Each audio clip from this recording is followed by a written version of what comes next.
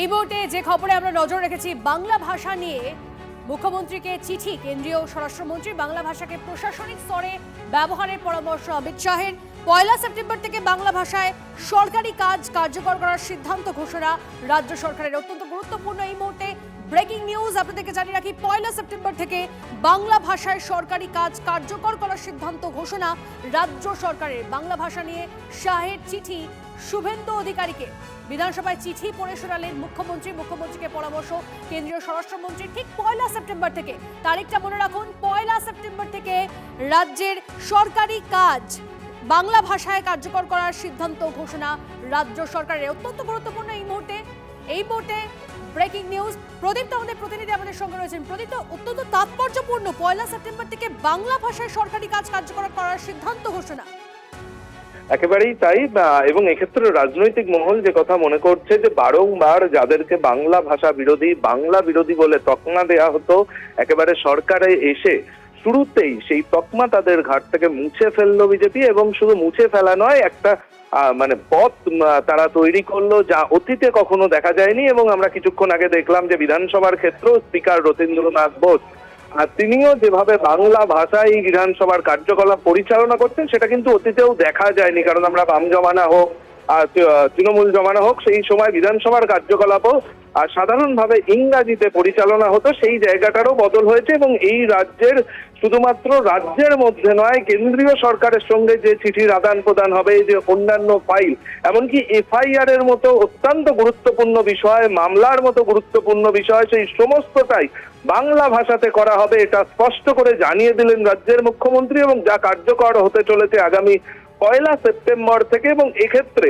অমিত শাহ শুভেন্দু অধিকারীকে যে চিঠি লিখেছিলেন, তার কারণ, তার বক্তব্য ছিল যে শ্যামাপ্রসাদ মুখোপাধ্যায় তিনি চেয়েছিলেন বাংলা ভাষার ব্যাপক প্রসার, বাংলা ভাষার সম্প্রসারণ। এবং অমিত শাহ সেইভাবেই এই রাজ্যের সরকারকে এগোনোর জন্য তিনি পরামর্শ দিয়েছিলেন। মুখ্যমন্ত্রী শুভেন্দু অধিকারীকে তিনি চিঠি লিখেছিলেন এবং সেই চিঠির প্রেক্ষিতেই এই সিদ্ধান্ত গ্রহণ করা হলো। এবং শুভেন্দু অধিকারী যে কথা জানালেন যে অমিত শাহ কেন্দ্রীয় স্বরাষ্ট্রমন্ত্রী, সমবায় মন্ত্রী যে উপদেশ দিয়েছেন সেটাকে তারা শিরোধার্য করলেন এবং তা কার্যকর করা হবে 1 সেপ্টেম্বর থেকে। এবং বাংলার এই রাজ্যের সমস্ত কার্যকলাপ সরকারি ক্ষেত্রে, সেটা চিঠির আদান প্রদান হতে পারে, ফাইলের যে সমস্ত বিষয় থাকে, নোটিং যেগুলো থাকে, একটা দপ্তরের সঙ্গে আর একটা দপ্তরের আদান প্রদান, অন্যান্য যে কার্যকলাপ, অর্থাৎ সরকারি ক্ষেত্রে বাংলা ভাষার সম্প্রসারণ এবং বাংলা ভাষার এই মুহূর্তে আমরা যোগাযোগ করে নিয়েছি শিক্ষাবিদ পবিত্র সরকার আমাদের সঙ্গে রয়েছেন। পবিত্র বাবু, এই মুহূর্তে একটা খবর আসছে আমাদের কাছে, 1 সেপ্টেম্বর থেকে বাংলা ভাষায় সরকারি কাজ কার্যকর করার সিদ্ধান্ত ঘোষণা রাজ্য সরকারের, কিভাবে দেখছেন? এই সরকারের বেশ ভালো সিদ্ধান্ত হয়েছে, কিন্তু সবাই সমান স্বচ্ছন্দ বোধ করবেন কিনা সন্দেহ, এটা নিয়ে আমার সমস্যা আছে। বানান টানান সবাই ঠিকঠাক জানেন কিনা, তারপরে কোন ধরনের কঠিন বাংলা লিখবেন না সহজ বাংলা লিখবেন, পরিভাষা কি হবে, পরিভাষাগুলো নিয়ে সমস্যা আছে। কাজে সিদ্ধান্ত সরকার নিতেই পারেন, কিন্তু এটা কার্যকর করার আগে সরকারকে মনে হয় খানিকটা ওয়ার্কশপ করিয়ে বাংলাটা কি ধরনের বাংলা ব্যবহৃত হবে, সেই বাংলা আমলারা যা লিখবেন সেটা জনসাধারণ বুঝবে কিনা, সেগুলো সম্বন্ধেও নিশ্চিত করতে হবে। কাজে একটা সিদ্ধান্ত নেওয়া খুব সহজ ওপরের স্তর থেকে, কিন্তু সেটা কার্যকর করতে গেলে যে সমস্ত সমস্যাগুলো হবে সেগুলো নিয়ে আমার মনে হয় সরকার বিশেষজ্ঞদের সঙ্গে কথা বলে এটা সিদ্ধান্ত করতে পারে। ঠিকই আছে, সিদ্ধান্তটা ঠিকই আছে, এটা স্বাগত জানানোই উচিত।